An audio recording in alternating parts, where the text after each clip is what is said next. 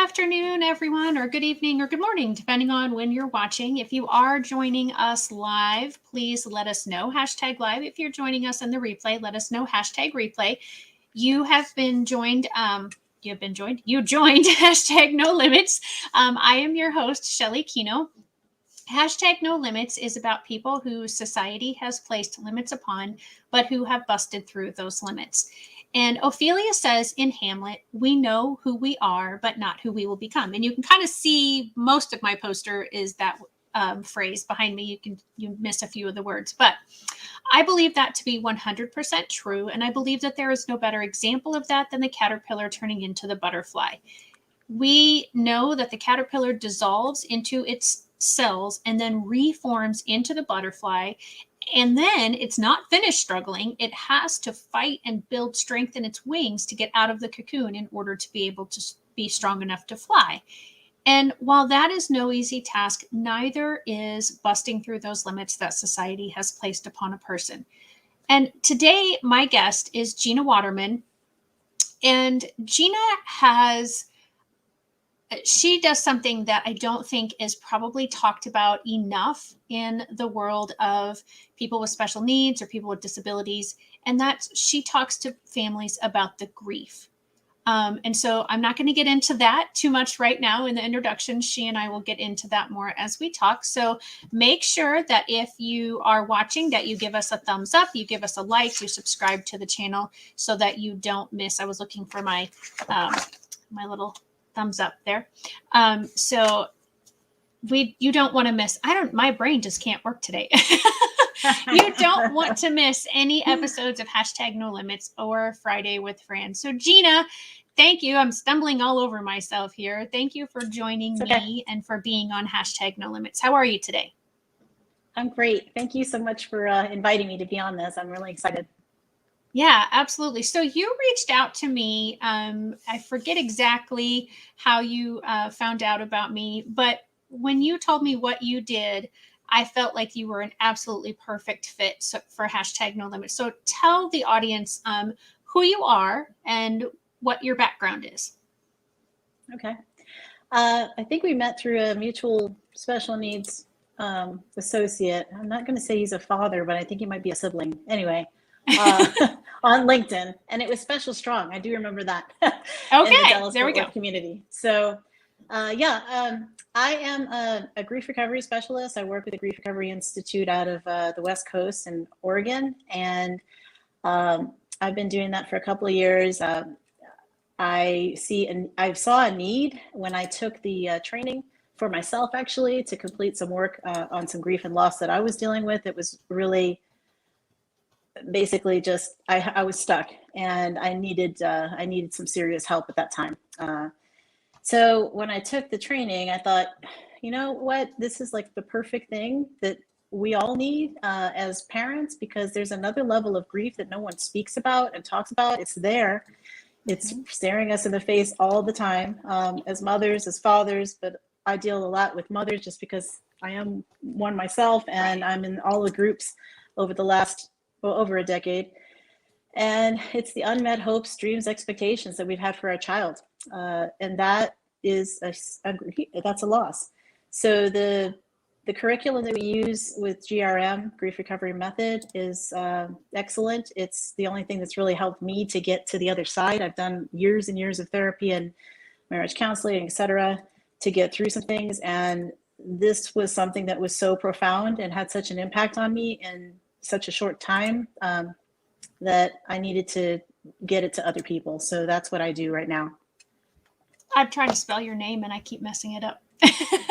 Yeah, the mental health side of things is so often overlooked. And sadly, it seems as though many people will say, oh, counseling is fine for someone else. You know, they'll be fine as long as it's not them going to the counseling. For some reason, I feel like we still have this stigma associated with seeing a counselor or a therapist or a psychologist or whatever title that you give to that person.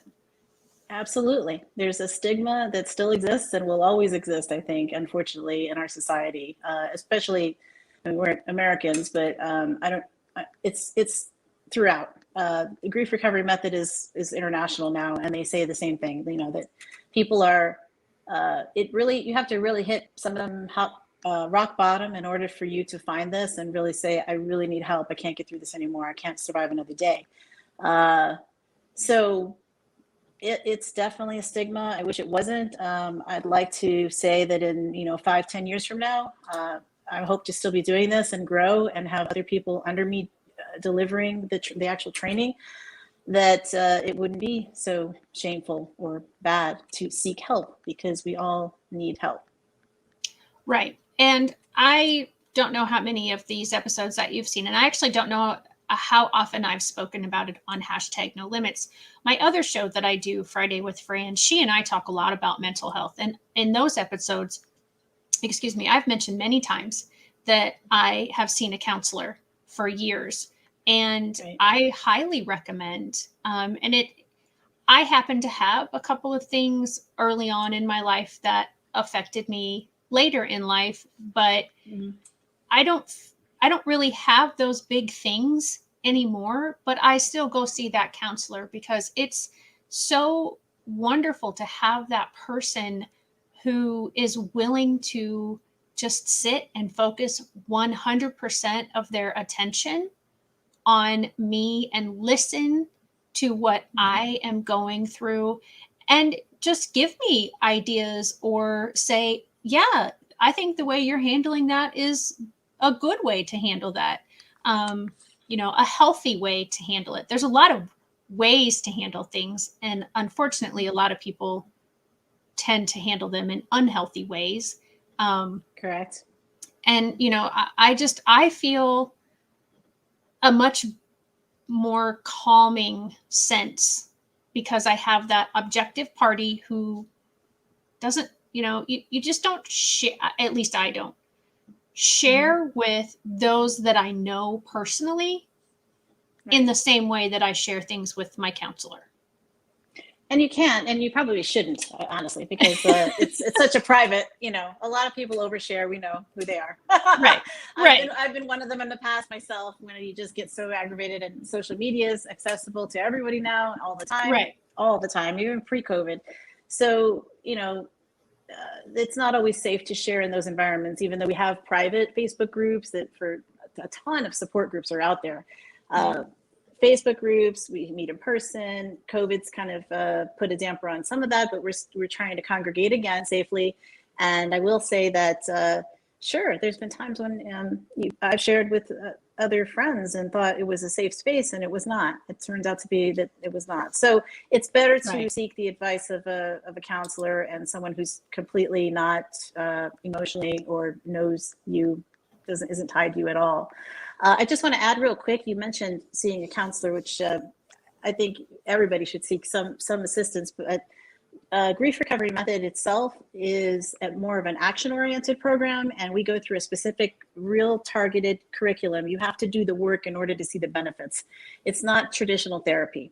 So I just want to make that clear. Okay. And that's why it's so profound and powerful and has such an impact. If you're ready to do the work, it will change you. So I just want to mention that. And we do it one-on-one as well as small groups. And that's so very true, even in traditional counseling, that if you just go and you talk and you don't listen to any advice or suggestions that your counselor says, or you don't tell the truth, that's not going to be very helpful either. But I appreciate that you brought that out because I want to make sure that people 100% understand that it's not a osmosis type of situation. You're not going to get better just by sitting there and somehow absorbing by doing nothing. You actually have to put some effort in and do some exercises and maybe change ways of thinking, I'm guessing. Yeah, we show people a different, you've mentioned unhealthy ways to cope. We've all been there and done that. We call them STRBs, short-term energy relieving behaviors. And those are things like watching too much TV, drinking, drugs, sex, all the different things that we do to fill our time, shopping, to avoid dealing with the grief. All of those things are just short-term relievers. And we want to put those aside because those aren't working for you. Months pass, years pass, and you still feel the same way you did when so-and-so left, or when so-and-so, whether that be a death, divorce, health issue, a job change. There's over 40 different losses, believe it or not. And I was like, what?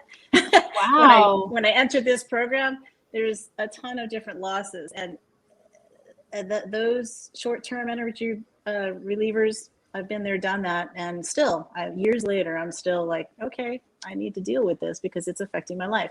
We say in GRM that grief is cumulative and usually cumulatively negative. And it impacts every area of your life, your work, your personal life, your family, all of the relationships, whether romantic or not, friendships, it impacts negatively. And that's why I feel so strongly about trying to help other people get through that stuff. And the quicker you can get through it, you can get to the other side and live hopefully a fuller life without the baggage that we carry around. So yeah. And we all have baggage. Some of it's good, but yeah, a lot of it seems to be bad. And that's, I think, where the baggage comes, the idea comes from, is that it's heavy, you lug it around, it's, uncomfortable. And so tell the audience and tell me, if you can, some of the steps. I don't know how much you're allowed to tell. Well, I didn't know I was going to come on and talk about the steps of the program. I'm not really prepared to do that, nor do I think that's going to be really helpful to your listeners. Okay. What I thought might be helpful, and you can tell me if this is not, is basically where I came from and why I was in the depths of despair, that I found this to be helpful to me, and I wanted to help others with it. Yeah. And that's fine too. I just wasn't sure how personal you wanted to get, so I didn't want to ask that question. No, that's okay. Okay, that's okay.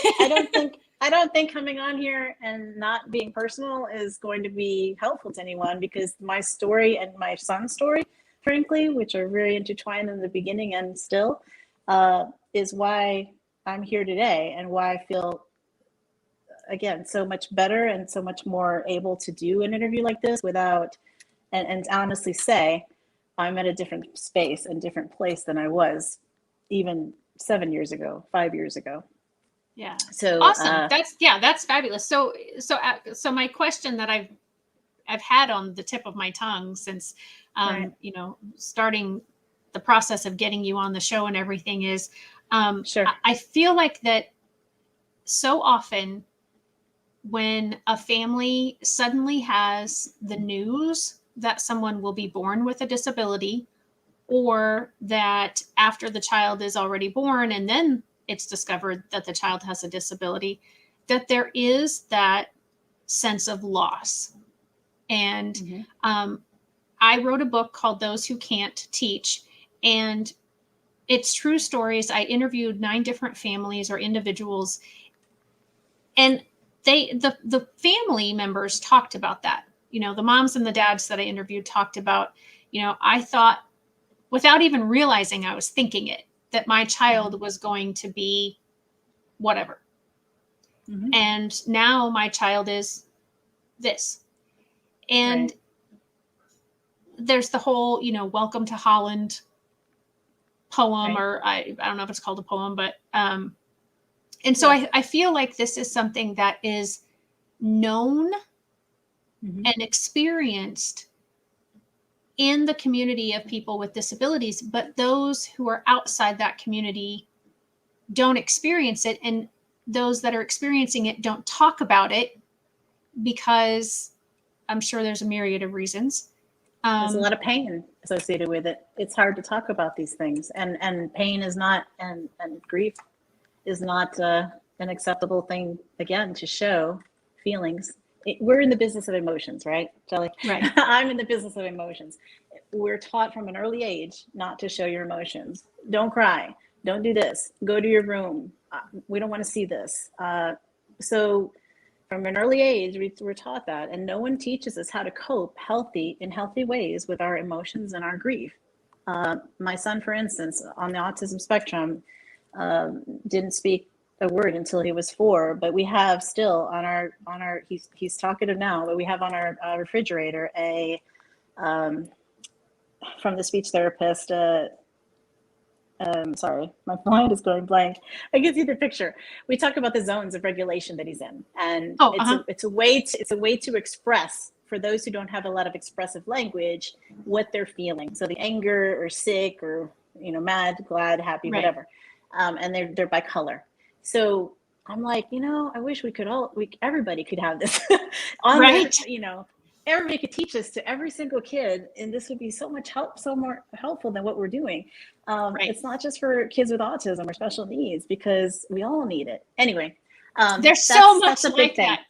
that. I mean, Gina, there's truly, coming from the special education background, there are so many things that if we would do these things with every student, then every student could be even more successful. But yet we still think, oh no, this is just for those that have an IEP or those that are struggling or whatever. Wouldn't it be phenomenal if we all had that? Right? Yes, I agree. I agree. Especially after coming out of COVID, because we all need some more counseling too, because we've all experienced this traumatic event, and we're still experiencing it. So our kids are, you've seen the news. Even in my own high school, I was like shocked about what was happening last week. And I'm like, okay, I have to remember that these kids are still, nobody has addressed their mental health, and some of them are not, doing so well. So anyway, I went off course, but back to your original question about, or just comment about finding out at birth. I want to be clear that my son had different challenges and a different way of entering this world that didn't necessarily tell us that he was going to have autism.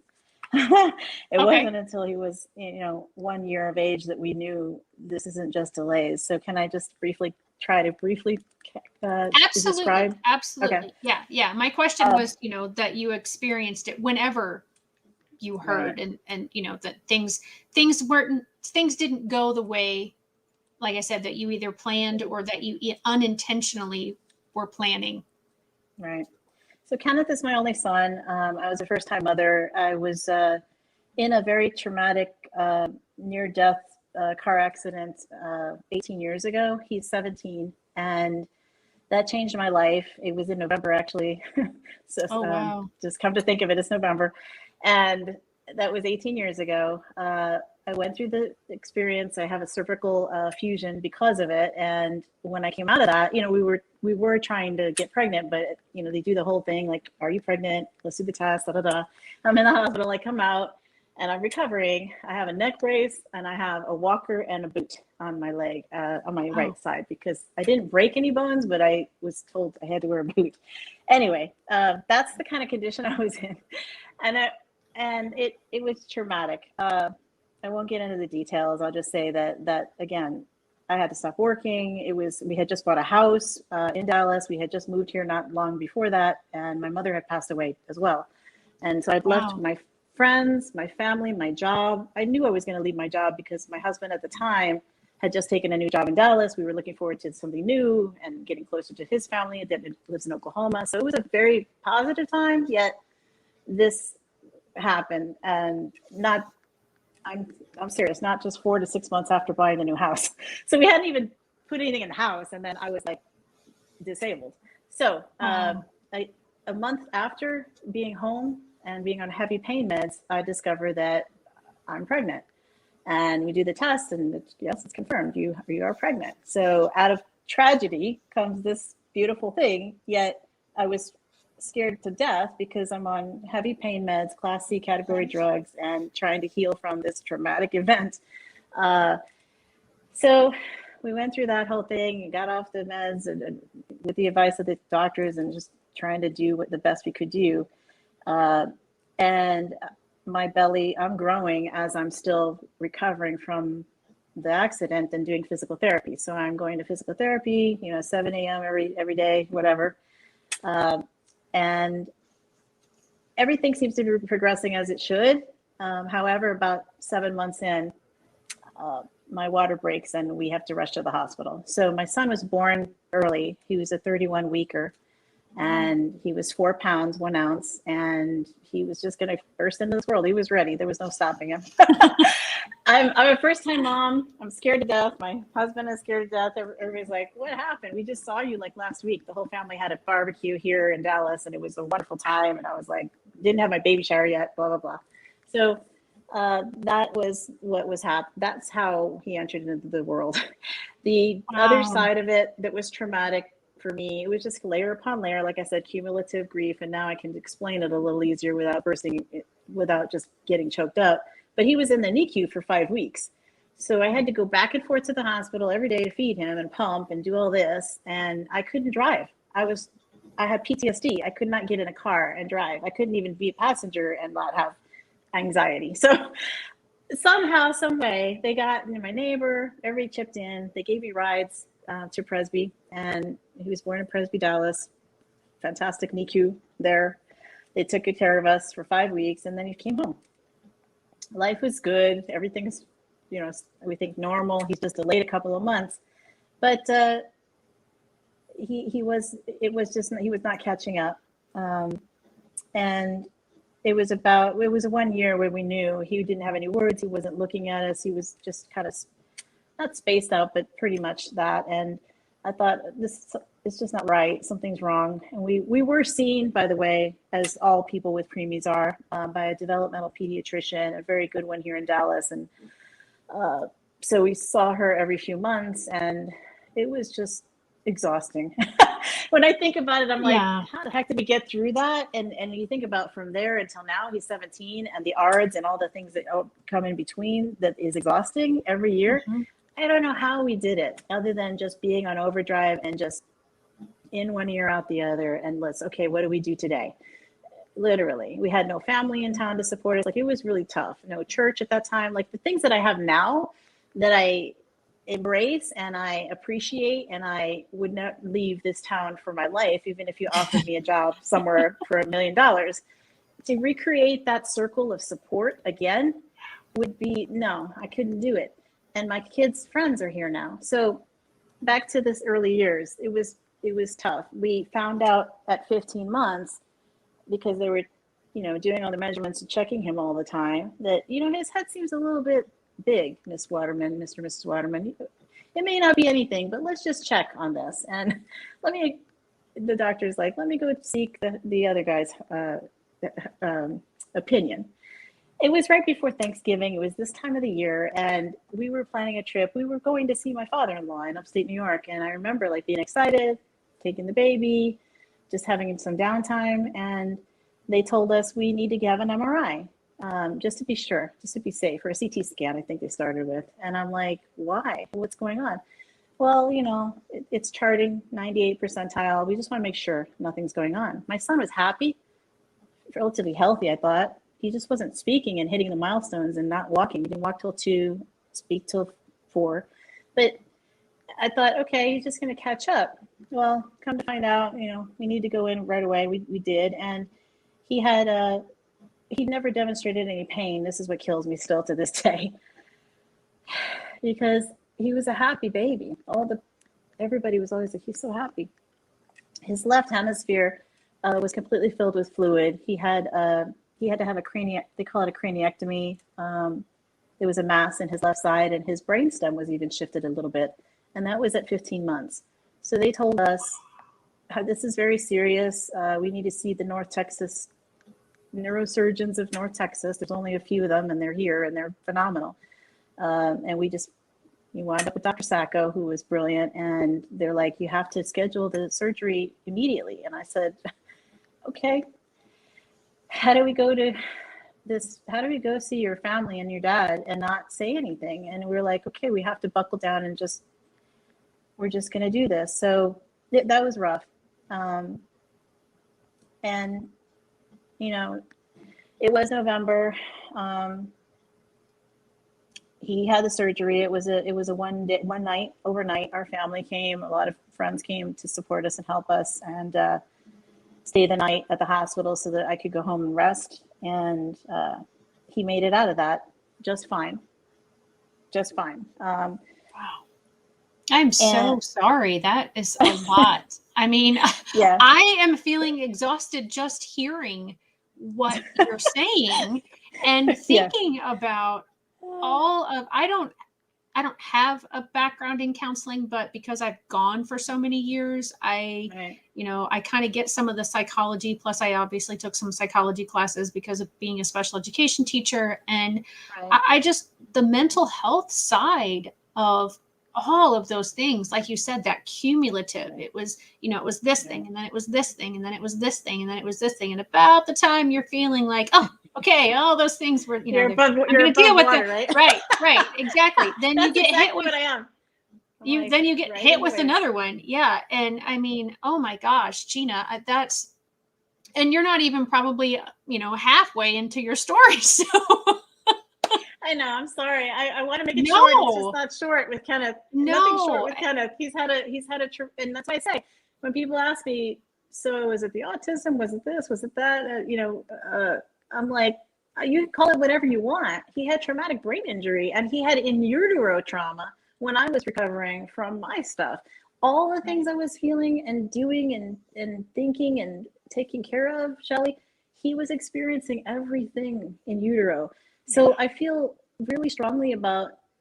I thank you for letting me tell some of this story because I haven't shared it with a ton of people. I have in the past in a blog and early on to help others and also just to get it out and try to heal myself. However, it's it's it's poignant and it's wonderful and it's beautiful because we have made it to the other side ish. It's still, he still has the label of autism. It's still a struggle. We just did our art. We're not done with it. We have to meet one more time to finish up the loose ends. He's 17. He's a thriving senior in high school, in a great high school in Richardson. So he's going to walk the stage, in May with his peers. He's on with Best Buddies. He's involved in karate. He just got his green belt, and I don't know if you can probably not see it, but I got a picture of him from the tournament with his green belt. It's huge. The things that he's done, we never thought possible. We didn't know what was going to happen, and it just that's why it's like kind of cool to be telling this and even part of the story because he's doing so well, and I'm so proud of him. And it's not so scary anymore. It still hurts, but I've done a lot of work on myself. I still continue to do some maintenance on myself because things crop up. They always do. Anyway, that was no. And Gina, I want you to tell as much of your story in the way that you want to tell it. So, okay. I wanted to, I don't want to say condolences. But yeah, I mean, I did, I did feel, that part kind of died. Yeah. And one of the reasons that I do this show is because I want people's perspectives to be changed, but I also want my guests to share their story, maybe for the first time ever, or in a way that maybe they've not been able to share it before. And so you tell as many details as you want to tell, and you take a rest when you need to take a rest, and you keep going when you need to keep going. So I kind of, the other reason I sort of interrupted you with that, empathetic, I'm sorry, is because I kind of seemed like you needed a slight bit of a break there. So I didn't want to stop the momentum, but at the same time, no, that's okay. Yeah. I need to have that as well. I need to remember that, and thank you for that. So where did we leave off? I guess, like I said, he came out of that experience well. It wasn't great, but he as any child of 15 months that has no language and no idea what's going on. It was just crazy. He got, he came home, he was very sick from the anesthesia and all that. He had vomiting and all, like we took care of all those things. And they said, he's going to be okay. The fluid's there's something called a shunt that they put in for a lot of kids who have had the same surgery. Luckily, he didn't have to have that done because that also could introduce infection and so on, and having to care for it every day. So we were lucky with that, knock on wood. But we were followed for 6 months after, and then yearly after that. And we saw Dr. Sacco for the last time in November of 2011. I had literally just pulled the folder because somebody else was asking me about that and the neurological stuff that he'd experienced. And we thought he was cleared. there's not been any new additional things. He seems to be progressing, though very, very slowly on the language side. Even the doctor's notes, I was looking at him over and I'm like, okay. Even he was like, I think he should be further along language wise. Like, I can't explain it. We don't know, but he's doing well, and nothing else is happening that we can see. So we're going to release you. If something comes up, please call us, da, da, da, da. So those were the early years. That takes us up to, like I said, 2011. I'll just say that was really hard to get through, and I still feel like I have, and I'm sure my ex, he's never done any of this kind of work. His dad, and I'm laughing, and it's nervous laughter, but it would be wonderful for him to look at that as well when he's ready, and you have to be ready. But I think that has really impacted the way he sees his son today. I know that for me, it has. And I know for other parents that have a story, everybody has their own story, and I'm not going to discount their story or try to compare my story to theirs, because every individual's an individual, both in our kids, and each parent experiences things very differently. But we carry these things with us. And I know for me, I carried that story for so long, like, oh, my poor son, my delicate, fragile son. When in fact he was okay, and we got past that point, and he was learning and thriving and moving forward, although really, really slow. And I still am like, gosh, I wish it was a little bit faster.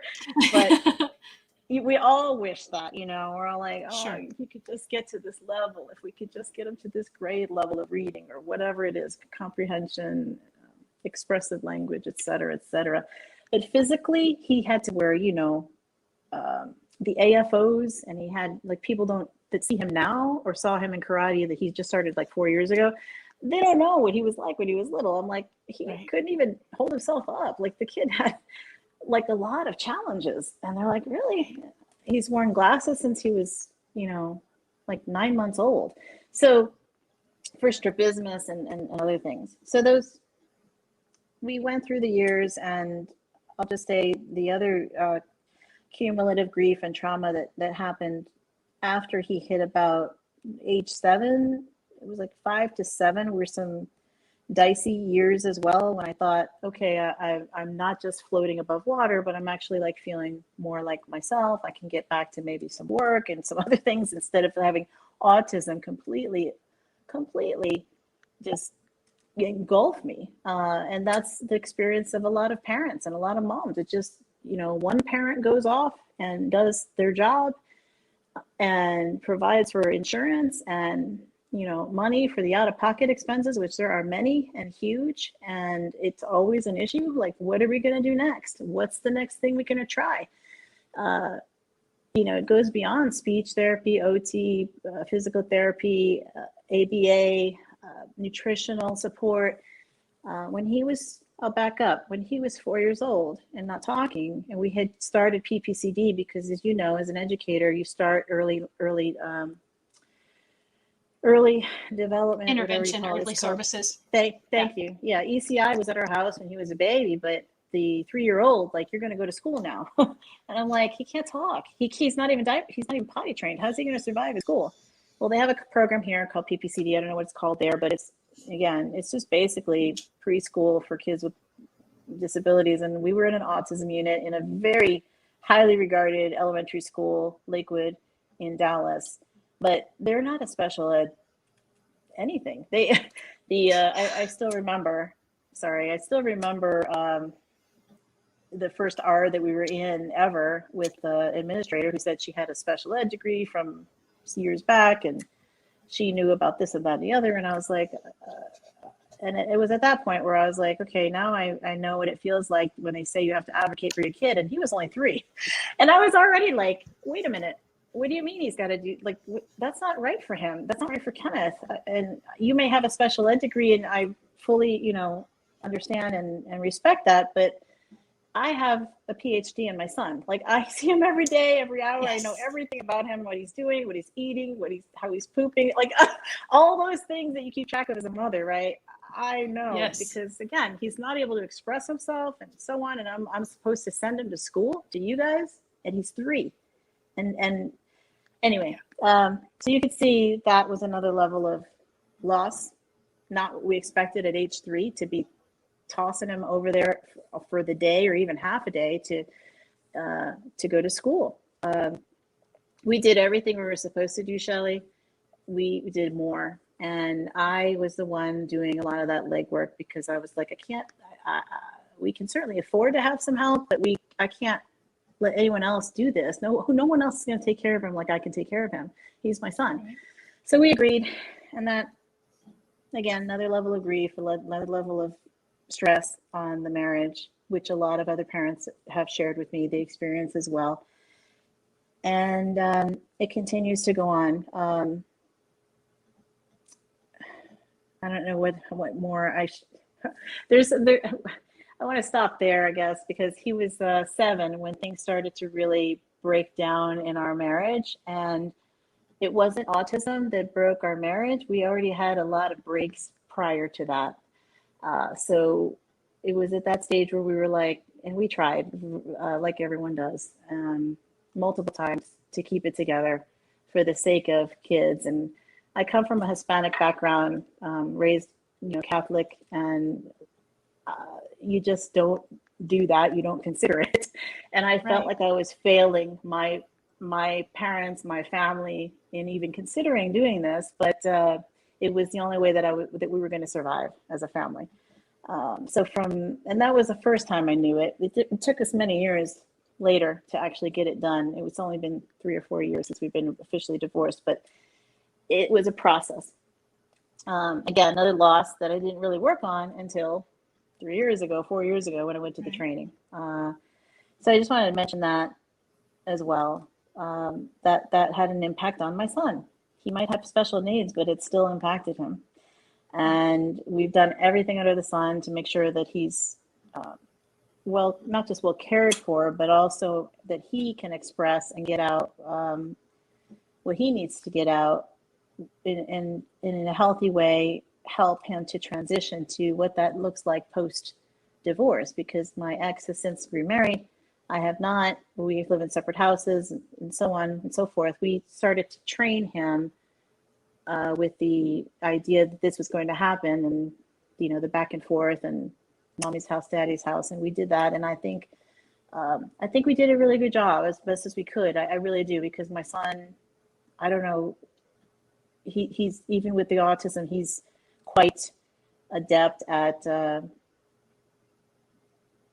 do I say, just Perception of what's going not just perception. They feel it completely, even if they're nonverbal. But the idea that he's just adaptable. He's more adaptable than most kids. That doesn't mean he didn't cry or have fits or do his thing when there's time to change households, because he was struggling too with all this.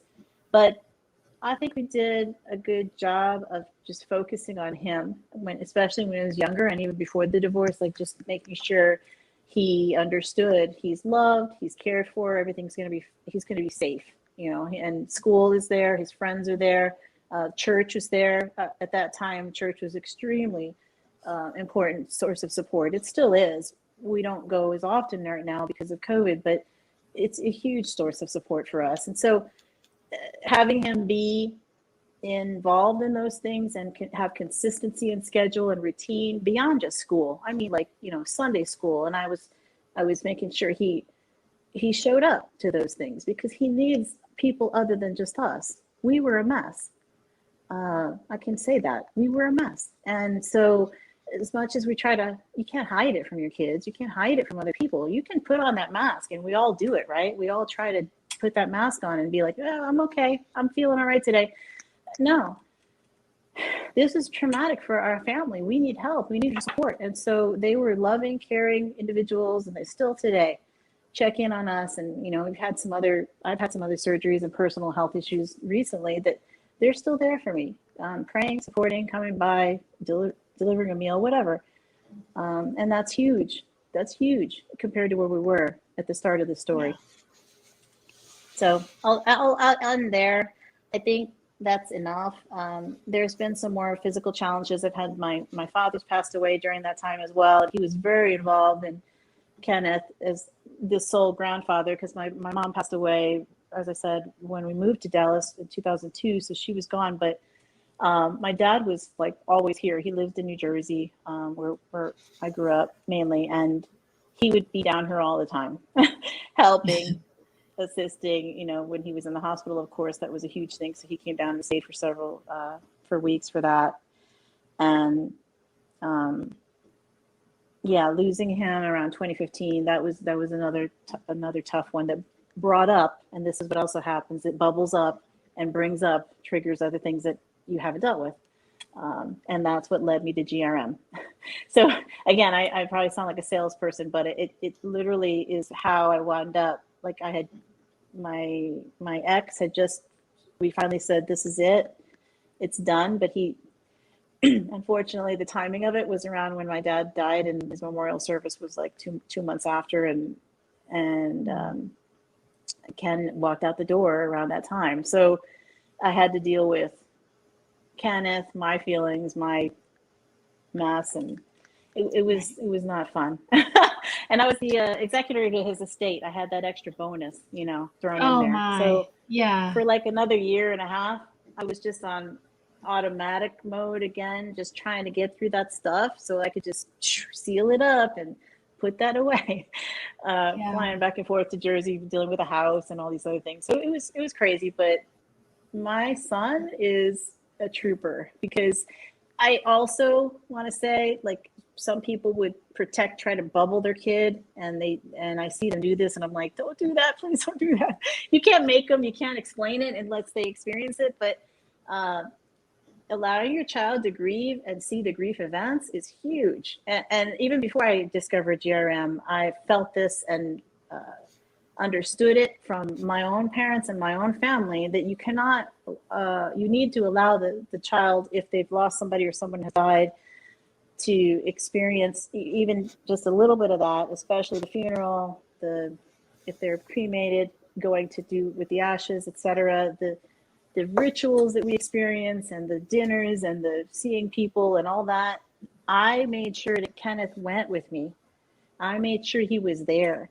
He may not have understood everything, but he surely knew what was happening. He knew his grandfather. So I was like, you can't, my ex was like, you don't want to do this, or maybe not do this. And I was like, how can we? He knows this. He loved him.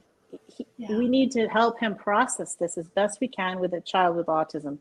And that was in 2015. So he was, he was a lot younger. So I just want to say that's huge.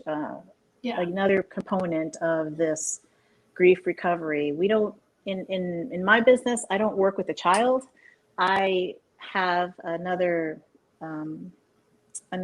workshop, if you will, that teaches educators and parents and caregivers how to deal with that, and how children grieve, and how best to deal with that situation.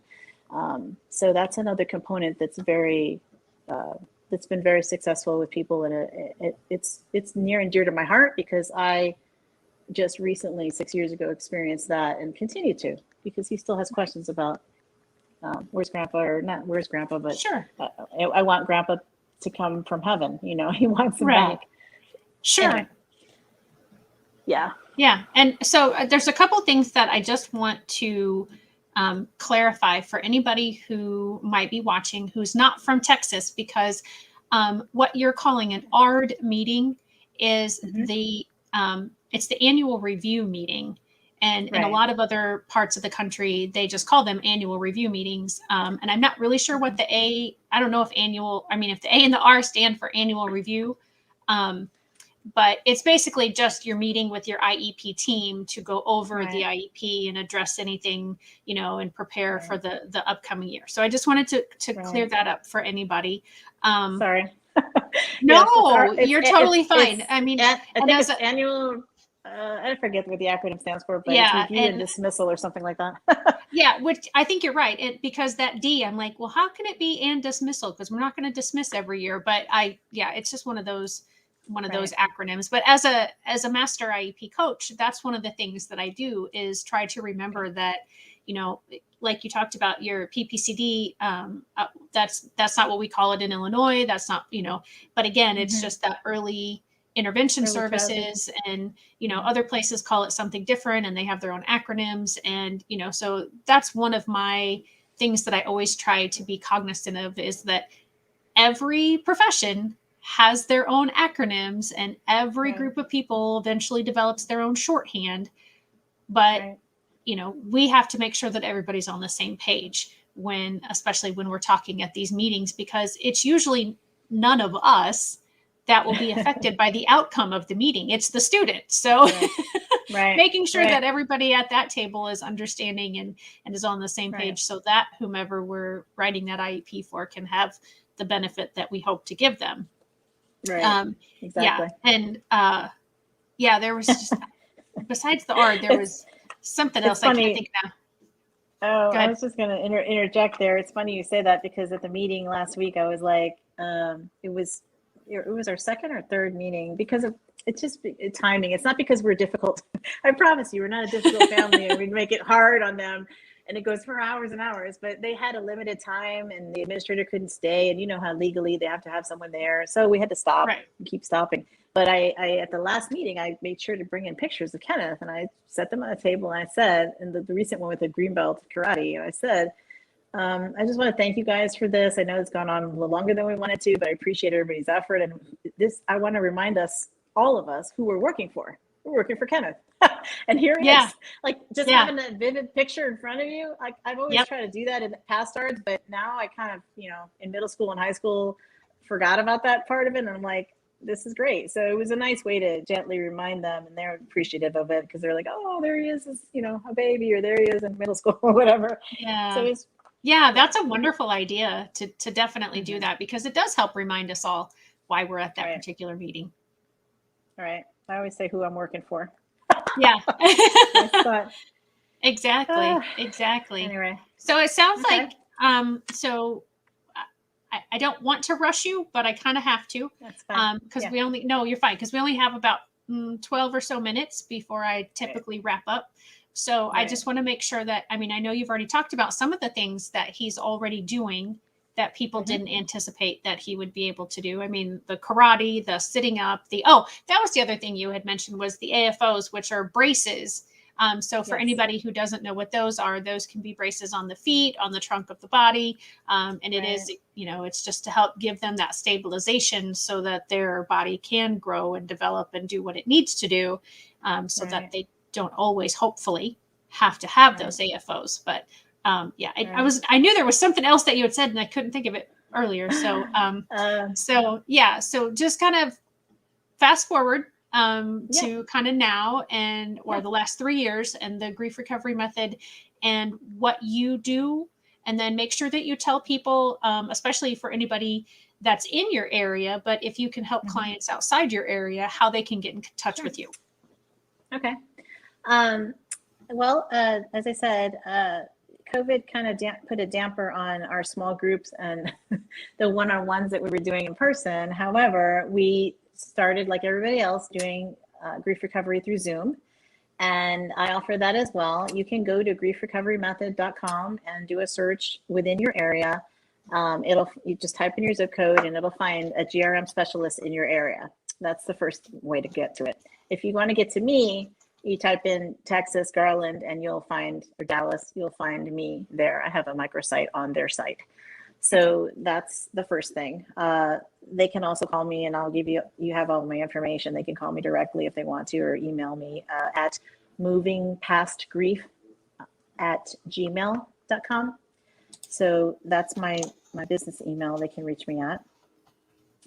I help people mainly right now. I've been doing a lot more one-on-ones, but I do some small group, 1 hour, just the 5 myths about grief.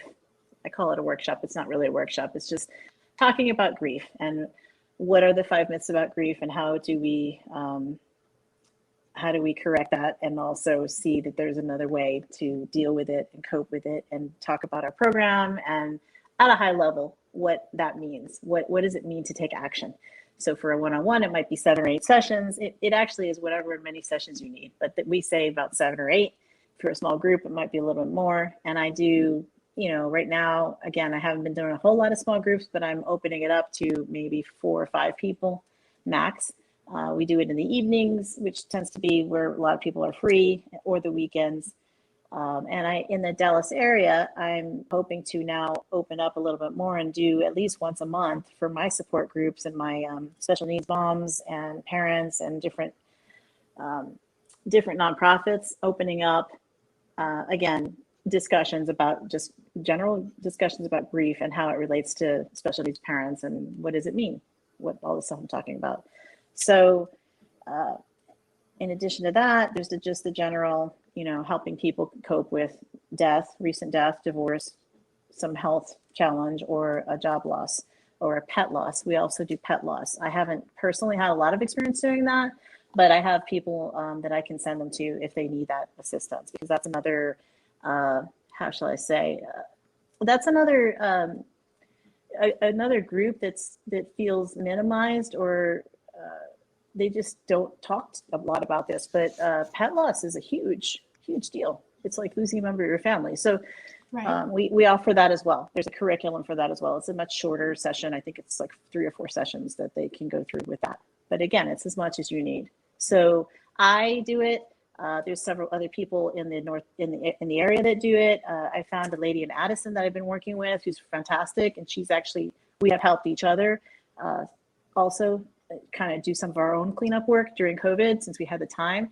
So I have other people that I can source to as well if there's something that I don't necessarily specialize in. But my passion and my thing is to help special needs parents with the losses that we talked about. So yeah. And does that's that help? like and like I said earlier, it's something that I don't think is talked about. And why do you think it's not talked about?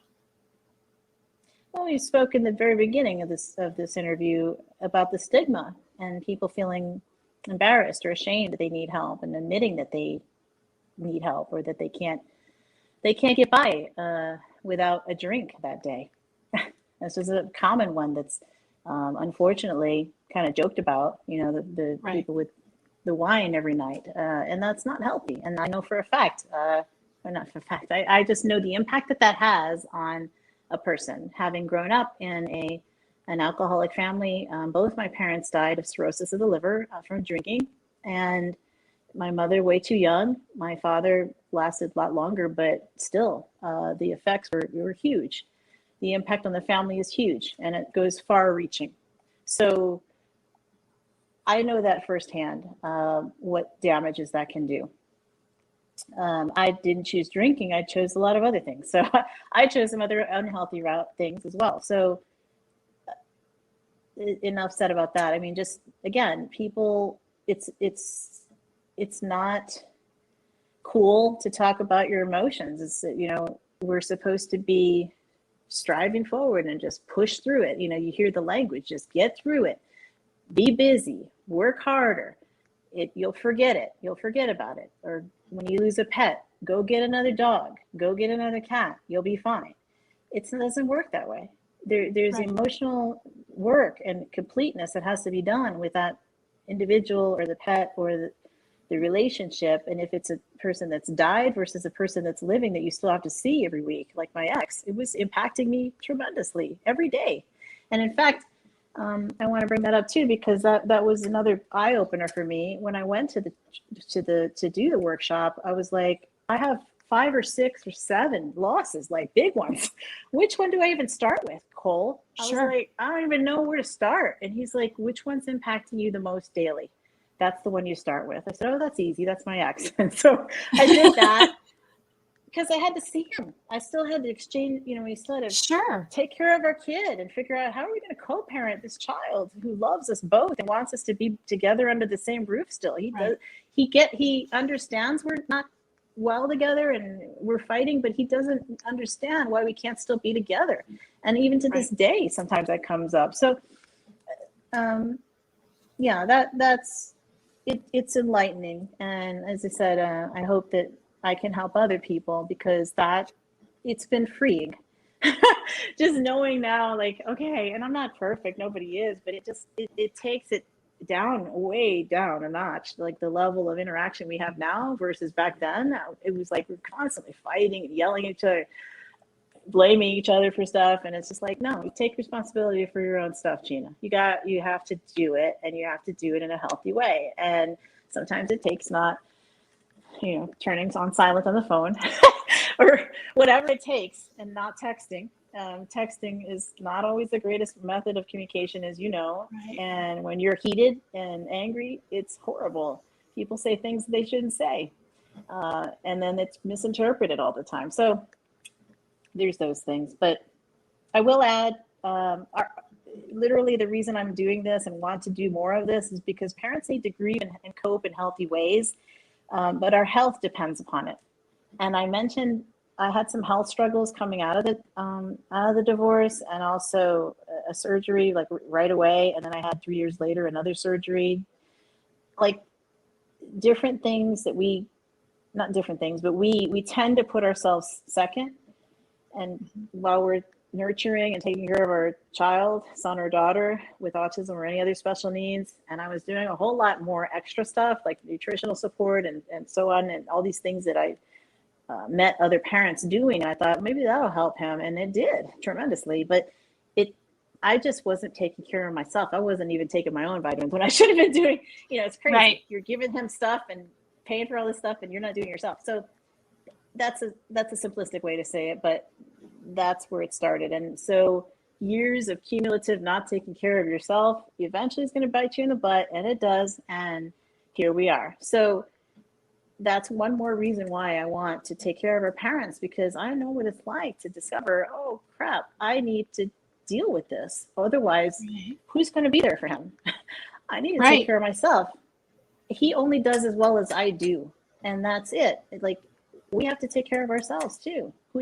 It's like that whole not acronym, the whole scenario of when you're in the plane.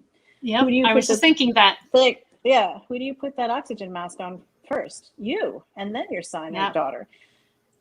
But it takes something to happen in order to make you get up and do it.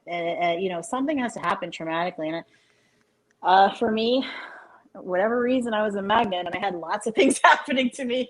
You did from the get-go. But now I know how to better deal with it if it happens, because life's going to happen. But I'm grateful that I'm not hit constantly.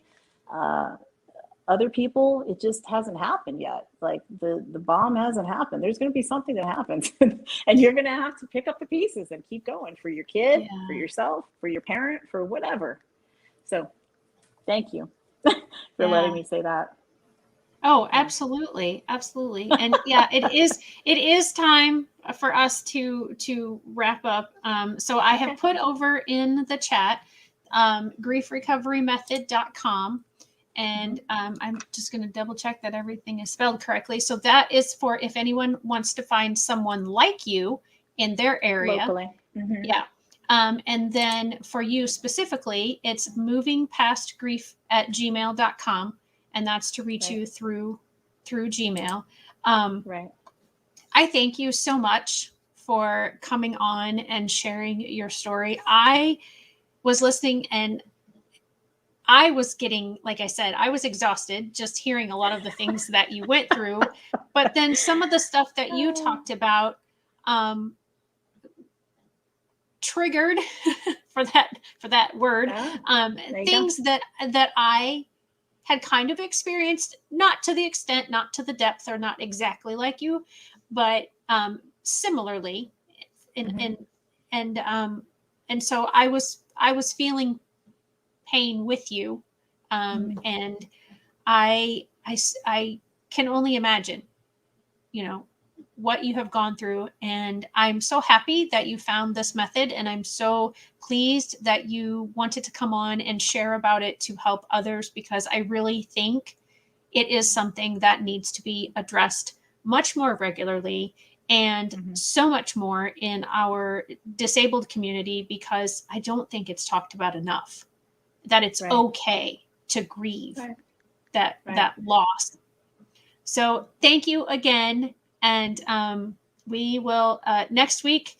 Oh, I can't. No, I just went blank on who I have next week. But anyway, join me next week on Hashtag No Limits. Thanks again, everyone. Bye bye. Thank you. Appreciate it.